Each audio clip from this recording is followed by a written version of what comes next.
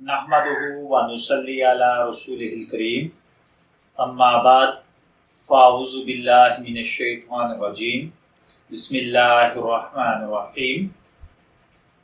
प्यारे भाइयों, बुजुर्गों, बहनों और दोस्तों, बहुत सारे दोस्त मुख्तलिफ औकात में ये सवाल करते हैं कि क्या हैज़ और नफास के दरमियान में, यानी उस टाइम पर जब वाइफ को ब्लीडिंग हो रही होती है, उससे मुबाशरत, हम बिस्तरी या दखूल किया जा सकता है या नहीं।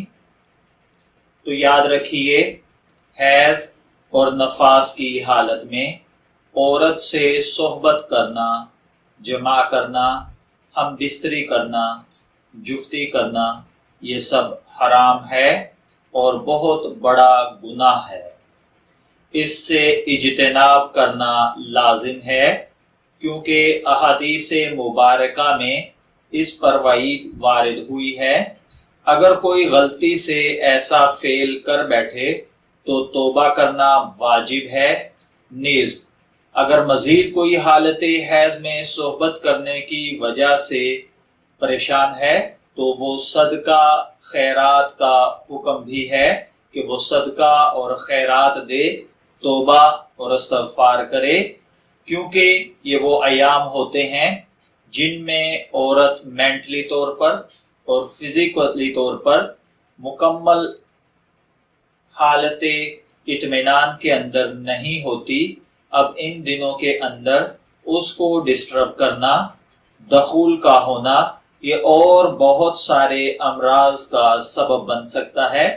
डॉक्टर्स की राय के मुताबिक उस वक्त औरत जिस कैफियत से गुजर रही होती है, दखूल के साथ ब्लीडिंग बढ़ सकती है, खराश पैदा हो सकती है, सूजन पैदा हो सकती है। तो यहाँ पर फिर एक बात जहन में आती है कि आया कंडोम का यूज करते हुए मर्द ये सब कुछ कर सकता है?